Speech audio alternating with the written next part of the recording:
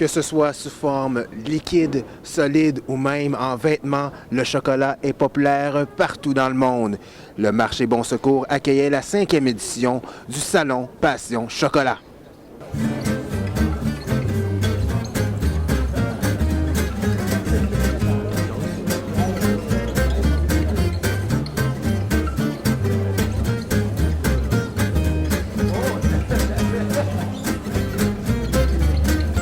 I feel so unsure as I take your hand and lead you to the dance floor. As the music dies, something in your eyes calls to mind a silver screen and all its sad goodbye. I'm never gonna dance again. Guilty feet have got no rhythm. It's easy to pretend. I know you're not a fool. You're no better than a cheater friend. His eyes upon your face, his hand upon your hand, his lips caress your skin. It's more than I can stand.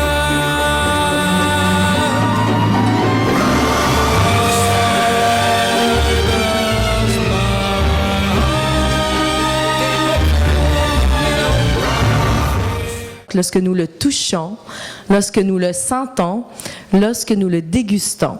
Le côté ludique du chocolat, le luxe, la sensualité, la sexualité, la douceur et l'envie de le déguster lentement.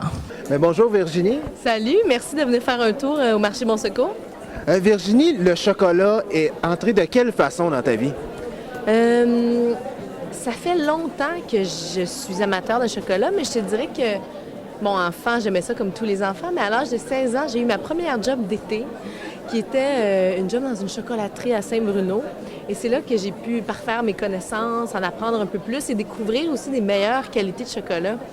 Et je ne sais pas si tu as remarqué, mais dans les dernières années, les Québécois en général se sont raffinés au niveau des alcools, des vins spiritueux, tout ça. Mais au niveau des chocolats aussi, on a envie d'autre chose que la tablette de chocolat que tu peux trouver au dépanneur. Je ne sais pas qu'on n'aime pas ça, ces chocolats-là. Mais au Québec, on a plein d'artisans qui font des chocolats exceptionnels, qui ont réussi à marier toutes sortes de saveurs avec le chocolat, mais des saveurs auxquelles on ne penserait pas et qui finalement vont très, très bien avec le chocolat. Donc c'est vraiment un art, c'est tout un art.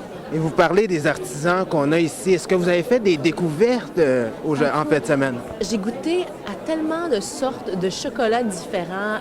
Dans ce qui m'a surpris, chocolat au basilic, au romarin, chocolat au vinaigre balsamique, chocolat au curry, rien de moins.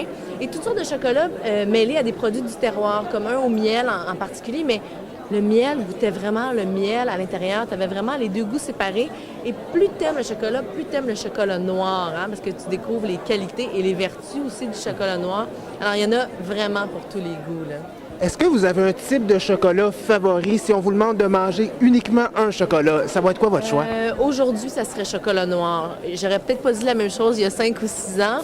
Mais le chocolat noir, 70 un petit carré. On n'a pas besoin d'en manger 2-3 tablettes au complet. Faut pas que ça tombe sur le cœur. Il faut vraiment le garder comme un aliment antioxydant, mais aussi bon pour le moral. Alors, je te dirais que je suis pas mal plus chocolat noir. Aujourd'hui, même dans mon lait au chocolat, même dans mes desserts, je préfère les desserts au chocolat noir. Donc, pour vous, être porte-parole de cet événement-là, on vous a pas tordu un bras, là? Écoute, on m'a pas tordu le bras du tout et ça allait de soi. Et là, il y a des gens qui sont comme, mais là, ça fait 3 jours que tu es au salon du chocolat, t'es pas tannée. Non, je suis pas tannée parce que j'ai goûté à plein de choses, mais en petite quantité, encore une fois.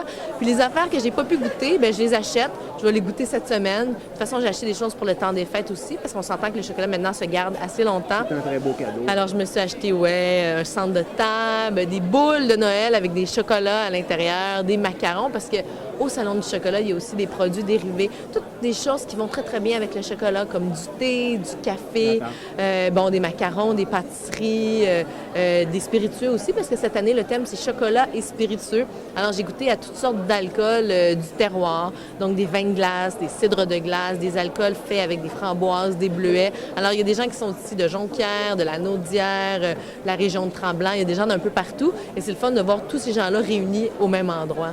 Et ces vins-là vont se mêler un petit peu avec le chocolat, donc on peut les jumeler. Là. Exactement. On sait que l'alcool va très, très bien avec le chocolat. Et il y a même eu des conférences et des dégustations où tu pouvais déguster, par exemple, 6 chocolats avec 6 alcools différents. Et là, on expliquait quels étaient les meilleurs mariages avec un Porto, par exemple, ou avec un vin mousseux, ou avec un vin blanc et tout ça. Donc, ça donne des idées pour les gens. Tu sais, on parle souvent des dégustations des dégustations fromage et vin.